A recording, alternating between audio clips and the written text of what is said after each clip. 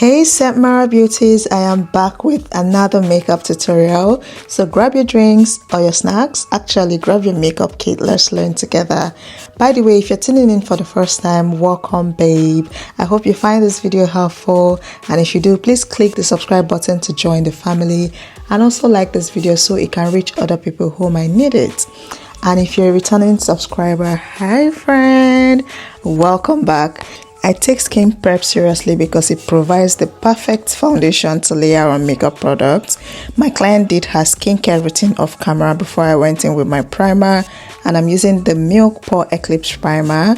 This primer is mattifying and also creates a smooth base for makeup application. Next up is the foundation, and if you've been on my channel long enough, you would know my go-to foundation is the Hudabeauty foundation, and I'm using the shades Cinnamon and Dulce de Leche to achieve her perfect foundation shade. You guys, I can't take myself seriously sometimes. I had to check Google for that pronunciation. Anyway, for some reason, this brush was not working on her skin. I'm not sure if it's her skincare product or her skin type. You might not notice, but it was applying a little bit patchy.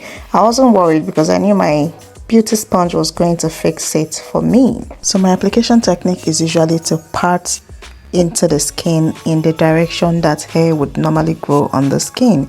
So you will not see me like swirling my brush around. Also, before I go in to blend with my beauty sponge, I make sure that I have an even but thin layer of foundation on my sponge, and I just blend away until I am satisfied.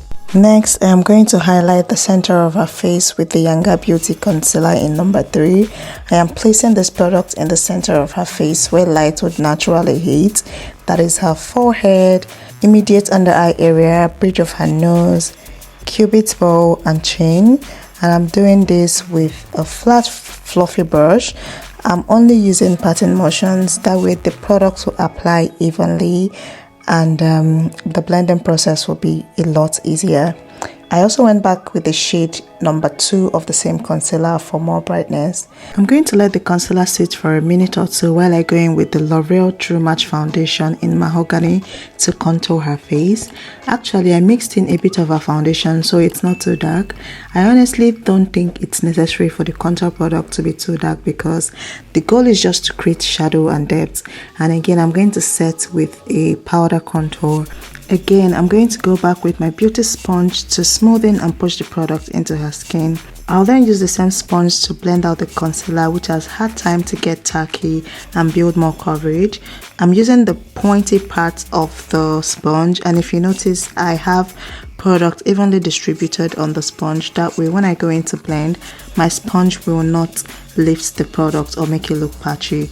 And with the actual blending, I am not trying to move the product around too much. I'm just bouncing my sponge exactly where I place the concealer so it can melt and marry into the foundation seamlessly. I like to first blend out the harsh lines and then work my way in, and with the forehead I kind of spread out the concealer a little bit more, and then to blend the bridge of the nose I pinch my sponge to give me a little bit of precision, and then I just bounce my brush on the, or rather my sponge on the harsh line.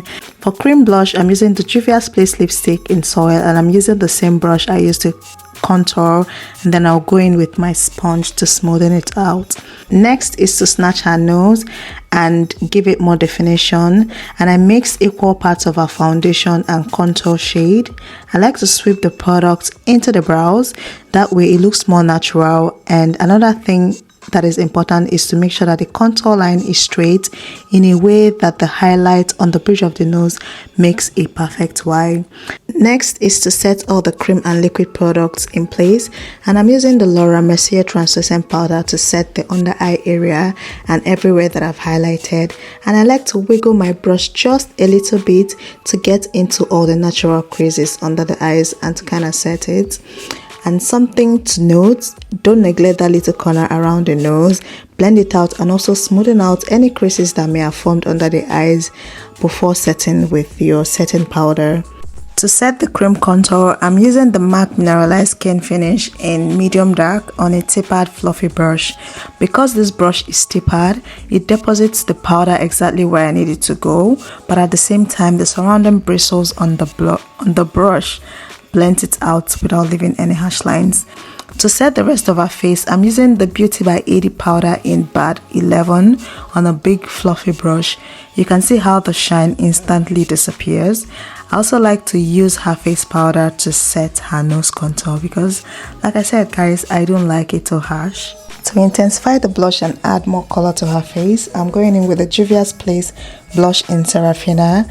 It gives this subtle glow that I absolutely love, and this shade is the perfect shade for my light skin beauties.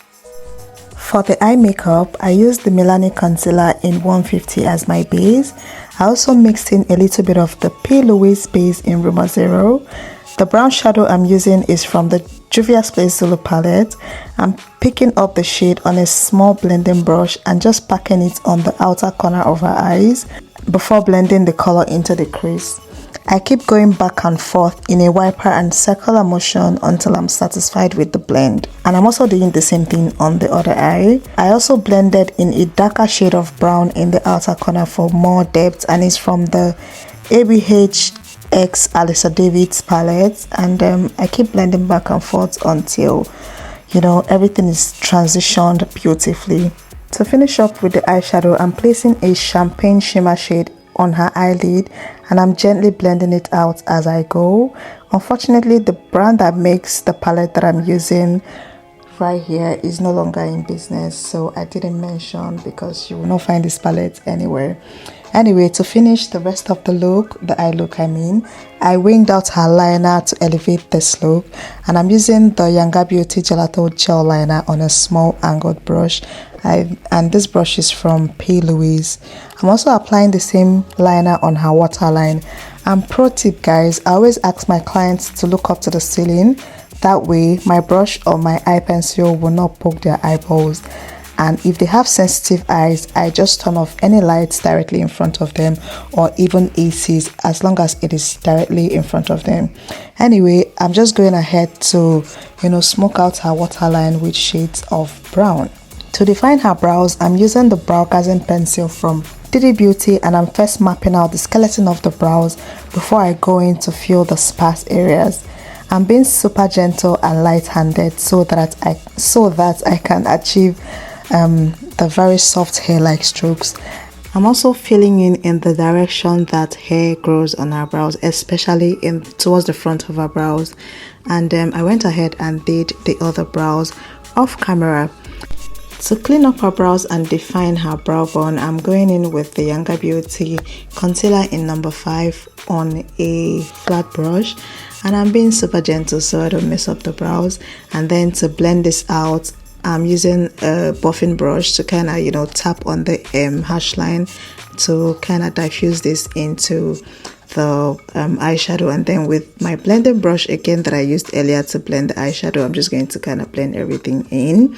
I'm also going to set her brow hairs in place with the Got To Be brow mascara to give it a more feathered and natural look.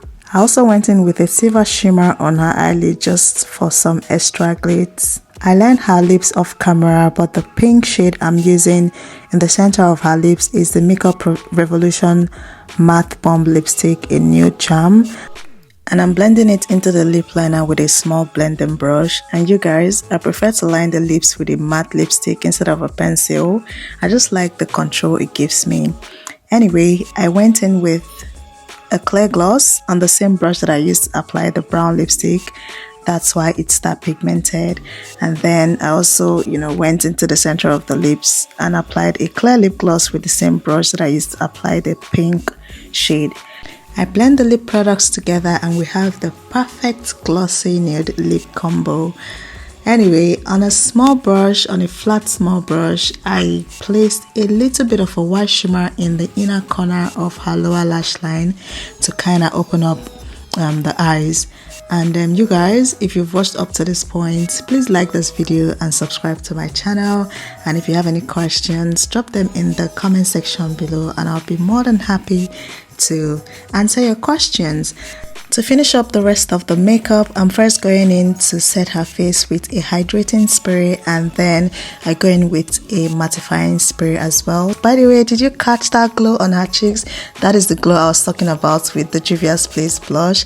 And I added a little bit of claret with my white shimmer, and you guys listen to what my client had to say. Oh, this is nice. It's lovely. This is the best computer in your life. Jesus Christ.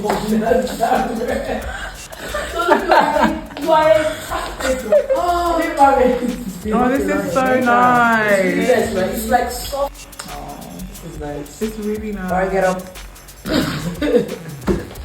I'm joking now. Oh, yeah, right. Can even do it together? Wait, let me just smells. Oh, let me just hold on. Let me.